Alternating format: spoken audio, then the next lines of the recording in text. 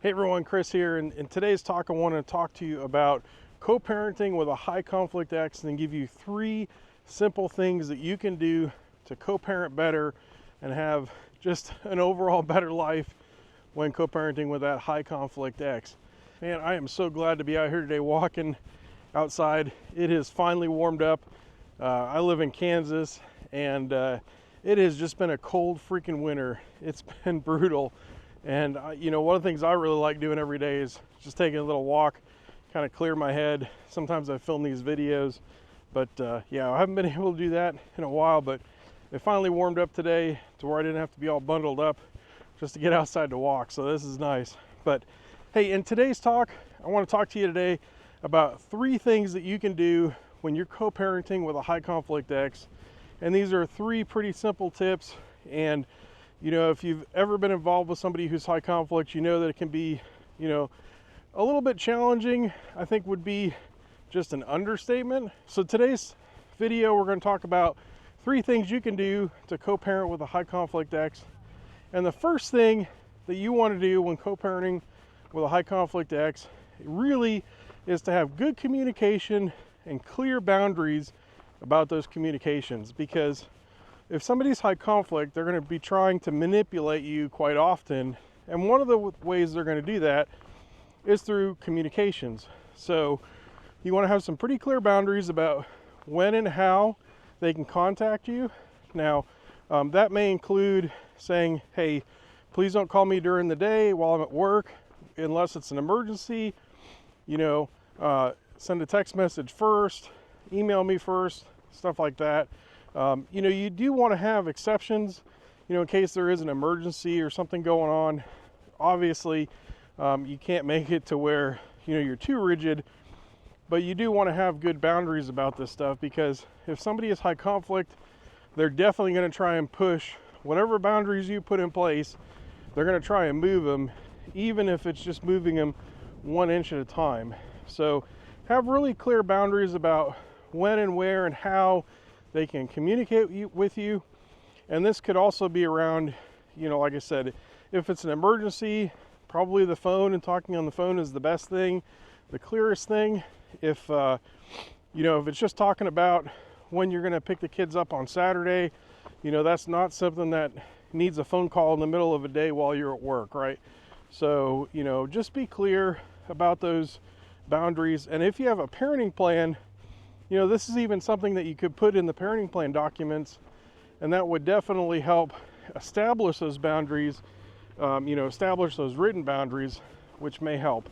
So, have good boundaries, write them down if you can, get them into the paperwork if you can, and make sure that both you and your co-parent really understand those expectations, because, if they don't understand them, you can't expect them to follow them, and you certainly can't get mad when they don't follow them if they don't understand them. So have good boundaries around when and where they can communicate with you. And this is where I highly recommend you use an app like Our Family Wizard or Fair or any one of the co-parenting apps that are out there, because they have tools that are built in to help you communicate better. And when I say that, what I mean is not always through text or email. So for instance, having a calendar and knowing when and where the kids need to be picked up and dropped off and by who, that can save a lot of communications back and forth, but you're still communicating, right? So, those apps can be really good at just reducing the number of times that you need to turn around and write a text message or write an email, because every time you do write an email or write a text message or even talk on the phone, you have the potential for conflict. If there's just a note on a calendar, there's no emotional things that you can put into that, right? And that's really where you come up with a lot of conflict, is when you get emotions in these communications. So, like I always say, keep your communications brief, keep them succinct, keep them professional. Always treat your ex like you're talking to a coworker, and treat him without the emotion. Keep the communication short, keep it to the point, and keep all your emotions out of it to the best extent that you can. So that's number one, is communicating with a high conflict ex. You know, make sure you have good boundaries around communication, because they will definitely try and push your buttons if they can. So that's my first tip. Okay, my second tip is to make sure that whatever decisions you make, you know, whenever you're planning something, that you use a child-centered approach.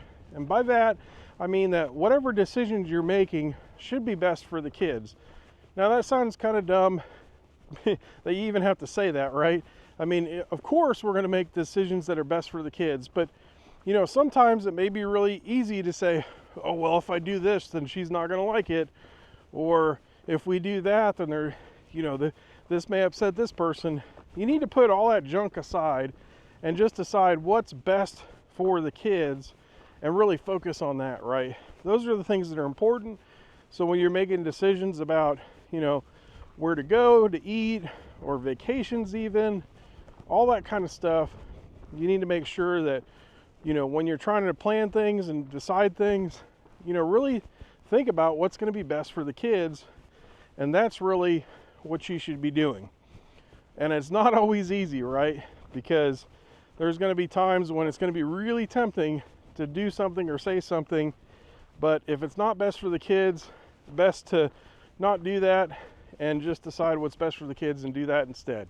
Okay, my last tip in this video is really something that not a lot of dads think about, but, you know, and this goes for moms too, but, you know, seek help and support whenever you need it, right?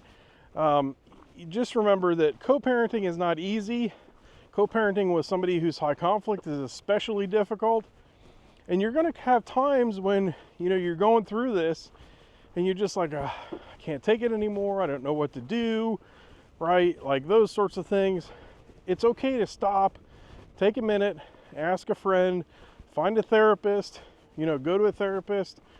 There's all sorts of places online, you know, that you can seek advice. Now, I'm going to tell you, not all the times that you get advice online you should follow it, but in any case, you know, seek the help and support when you need it. When you're starting to feel like you're overwhelmed, that's when you need to pause and be like, okay, I don't have to do this all on my own.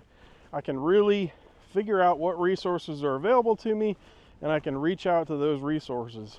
So yeah, I mean, it's all about knowing when and where to ask for help. Now, I will say, as dudes, we often get the short end of the stick, right? Because from, you know, a young age, a lot of us are taught that, hey, we have to do this thing on our own. Getting help is less manly, or whatever you want to call it. But that's not it. There's no shame in asking for help.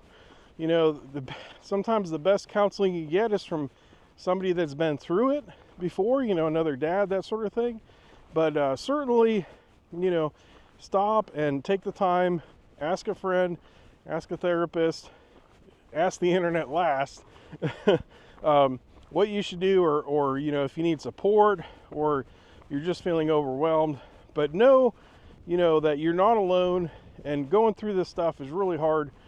So when you're going through this, definitely know when to stop and ask for help. All right, so the three things we talked about when co-parenting with a high conflict ex is: one, having boundaries around communications and knowing when and where those communications should happen; is two, making child-centered decisions. So you always want to have the best interest of the kids in mind when you're making those decisions. And three, know that it's totally okay to feel overwhelmed and need some help and support. And so the trick is to knowing where to go for that help and support, and knowing when you need it. So those are my three tips for co-parenting with a high conflict ex. All right, so I hope you found this helpful. My name is Chris. I wrote the Dad's Divorce Guide. If you want a copy of the book, you can get it on Amazon. Just search Dad's Divorce Guide, or you can get it through my website at www.dadsdivorceguide.com. Check it out. I hope you enjoy it. There's lots of great information in the book, more information like this, and we'll see you next time.